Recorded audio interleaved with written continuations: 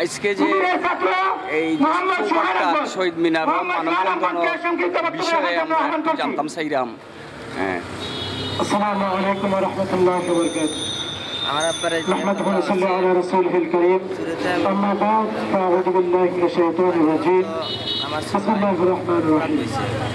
সম্মানিত উপস্থিতি, আমরা এখানে উপস্থিত হওয়ার একটি কারণ গত 2 দিন আগে আমাদের উস্তাদ হযরত মাওলানা জুবাইর আহমদ সাহেবকে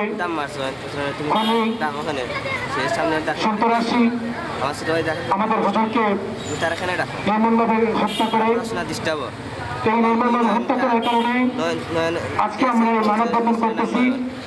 আমরা জানি একদল লোক তাদেরকে গোপন রাখতে এখনো তারা অনেক চেষ্টা করতেছে, চেষ্টা চালিয়ে যাচ্ছে যে কিভাবে এই ঘটনাকে তারা পিছনে ফেলে দিতে পারে।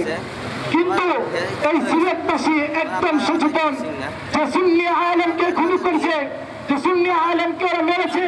এই সুন্নি আলেম ছিলেন মোস্তফা সুলতানি, তিনি ছিলেন একজন আদর্শবান আলেম। এই আদর্শবান আলেমকে হত্যা করার কারণে আজকে সিলেটবাসী জেগে উঠেছে, আখালিয়াবাসী জেগে উঠেছে। এই নয়নের ফাঁসি আমরা চাই। এই নয়নের ফাঁসি হওয়ার পর আমরা রাজপথ থেকে তারপর আমরা বাসায় ফিরে যাব। সম্মানিত উপস্থিতি, আমাদের সামনে অনেক শুভাকাঙ্ক্ষী এসেছেন। হুজুরের উস্তাদ, হুজুরের প্রিয় ছাত্ররা এসেছে, ওরা বক্তব্য রাখবেন। সম্মানিত উপস্থিতি, এই পর্যায়ে আমি আর আপনাদের সামনে বক্তব্য দিচ্ছি না। হুজুরের প্রিয় উস্তাদগণ, হুজুরের প্রিয় ছাত্রগণ বক্তব্য দিবেন। এই বলে আমি আমার বক্তব্য শেষ করছি। আসসালামু আলাইকুম ওয়া রাহমাতুল্লাহি ওয়া বারাকাতুহু। জ্ঞাপন করছি মোহাম্মদ সোহান আহমদকে। প্রিয় নগরবাসী, এ পর্যায়ে আপনাদের সম্মুখে বক্তব্য নিয়ে আসছেন সিলেট মহানগর ছাত্র দলের নেতা মোহাম্মদ মুজাম্মিল হক রাহি। মোহাম্মদ মুজাম্মিল হক রাহিকে বক্তব্য রাখার জন্য সবিনয় অনুরোধ করছি। ও যাওয়ার পিছনে তখন আমার আব্বারে মাথার পিছনে আঘাত করছে, পিছনে আরো 10-12টা খুব মারছে, আঘাত করছে, এমনভাবে মারা মারছে পড়ে গেছে।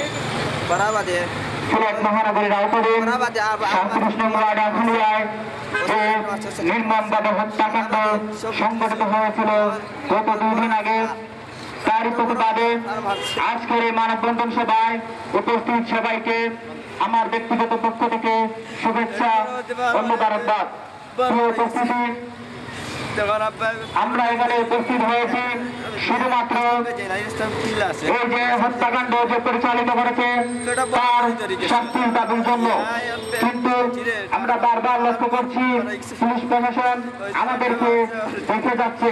তারা হয়তো মনে মনে ভাবছে যে বাংলাদেশে তোমরা মানববন্ধন করছো শাস্তির জন্য, কিন্তু যেখানে পারভেজ হত্যাকাণ্ডের বিচার হয় নাই, যেখানে সিলেটের ধর্ষণের, সিলেট এমসি কলেজের ধর্ষণের বিচার হয় নাই, যেখানে শামীমাবাদে ধর্ষণের বিচার হয় নাই, যেখানে আবদার ফাহাদের বিচার হয় নাই, যেখানে আমাদের বোন তনু হত্যাকাণ্ডের বিচার হয় নাই, যেখানে আমাদের বোন আসিয়ার বিচার হয় নাই, যেখানে সিলেটের যার হত্যাকাণ্ডে সারা সিলেট ভেসে উঠেছিল সে রায়হানের হত্যাকারী এসআই আক্তারের বিচার হয় নাই। আর তোমরা এসেছো নতুন করে একজন আলেমের বিচার চাইতে।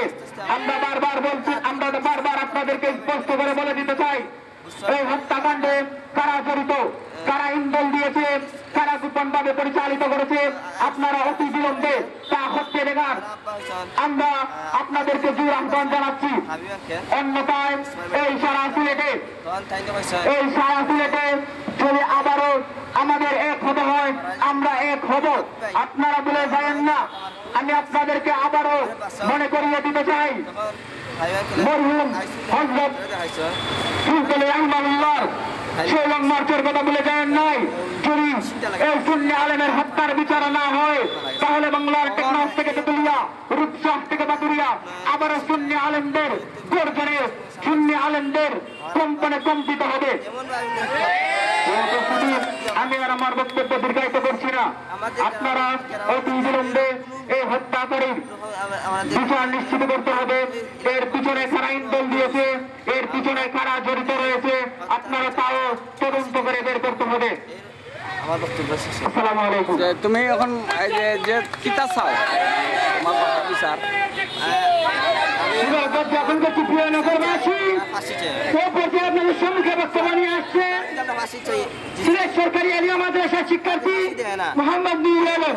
মোহাম্মদ নুরুল আলমকে বক্তব্য রাখার জন্য আহ্বান করছি। মানুষে এই আবার যে কোনো ভাবে যে সার মানুষের ঘটনা ঘটাইতে পারে। আসসালামু আলাইকুম ওয়া রাহমাতুল্লাহ।